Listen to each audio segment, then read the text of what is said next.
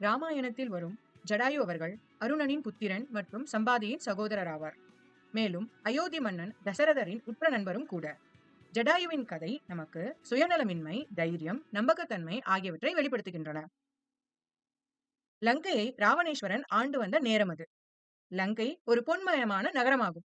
அங்கு அரக்கர்கள் மது மற்றும் மாதுவில் திளைத்துக் கொண்டிருந்த காலகட்டம். ஒரு நாள் ராவணேஸ்வரன் தன் அரண்மனையில் அழகிய சிம்மாசனத்தில் தனது அமைச்சர்கள் புடைசூழ அமர்ந்து கொண்டிருந்தான். அப்போது மாரீச்சன் என்னும் ஒரு அரக்கனை அழைத்து தான் ஒரு பொன் மானாக வேடமணிந்து சீதையை அபகரிக்க உதவ வேண்டும் என்றான். ராமனின் 14 ஆண்டு வனவாசத்தில் 13 ஆண்டுகள் மிக மகிழ்ச்சியாக கழிந்தது. கடைசி ஒரு ஆண்டின் போது ஒரு நாள் ராமன் சீதையோடு தன் குடிலுக்கு வெளியில் அமர்ந்து கொண்டிருந்தார்.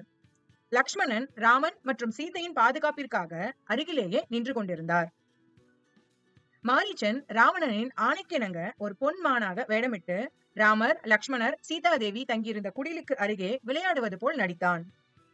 சீதை பொன்மானின் உருவத்தை கண்டு கவர்ந்து இழுக்கப்பட்டவளாய் அப்பொன்மான் தனக்கு வேண்டும் என ஆசை கொண்டாள். இங்கு பொன்மான் உலகில் தோன்றும் மாயை மற்றும் உலகாயுதமான ஆசைகளை குறிப்பிடுவதாக எடுத்துக்கொள்ளலாம். ராமபிரான் சீதா பிராட்டியிடம் அந்த பொன்மான் ஒரு மாயமான் என்று எவ்வளவோ எடுத்து கூறியும் சீதாதேவி அந்த மாயமான் தனக்கு வேண்டும் என பிடிவாதம் கொண்டாள். சீதாதேவி உலகாயுதமான மாய வலையில் சிக்கியதால் தெய்வமாகிய ராமரை விட்டு பிரிய வேண்டிய நிலைக்கு தள்ளப்பட்டாள். இது நமக்கு உணர்த்துவது நாமும் எப்போதும் மாயையால் சிக்கிக் கொள்ளாமல் இறை சிந்தனையோடு வாழ்க்கையை செவ்வனே கழிக்க வேண்டும். ராமர் பொன்மானை தேடிக்கொண்டு செல்லலானார். ஒரே அம்பில் பொன்மானை வீழ்த்தும் போது பொன்மானாக வேடமிட்டு வந்த மாரீச்சன் லக்ஷ்மணா என்று அலறினான். ராமருக்கு அப்போதுதான் சந்தேகம் ஏற்பட்டது. இந்த அலறலை கேட்ட சீதாதேவி லக்ஷ்மணனிடம் ராமனுக்கு ஏதோ ஆபத்து என்று கூறி சென்று பார்க்கும்படி வினவினாள். லக்ஷ்மணன் எவ்வளவோ எடுத்து கூறியும் சீதாதேவி கேட்கவில்லை. பேசக்கூடாத கருத்துக்களால் லக்ஷ்மணனை காயப்படுத்தி அந்த இடத்தை விட்டு அனுப்பினாள். லக்ஷ்மணன் சீதாதேவியிடம் தான் ஒரு கோட்டை போட்டுவிட்டு இந்த கோட்டை தாட்டி செல்ல வேண்டாம் என்று எச்சரித்து ராவணனை நோக்கி சென்றான். இந்த சமயத்தை பயன்படுத்திக் கொண்ட ராவணன் ஒரு முனிவரின் வேடமிட்டு சீதாதேவியை அபகரித்து செல்ல அந்த குடிசையை நோக்கி வந்தான்.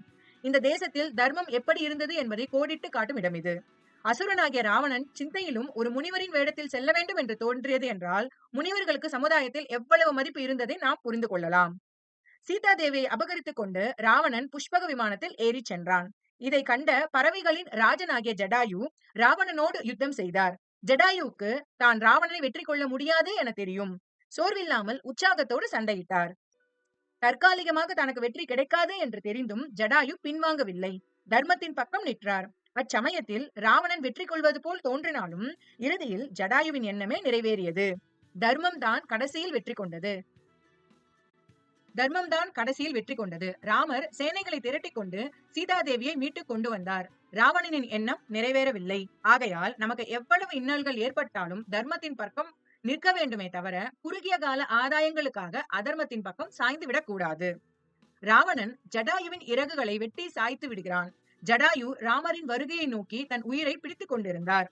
ஜடாயு ராமரின் சீதையை ராவணன் இலங்கைக்கு கொண்டு சென்றிருக்கிறார் என்று கூறிவிட்டு தன் உயிரை போக்கிக் கொண்டார். ராமர் ஜடாயுவுக்கு செய்ய வேண்டிய கிரியைகளை செய்து ஜடாயுவுக்கு மோட்சம் அளித்தார்.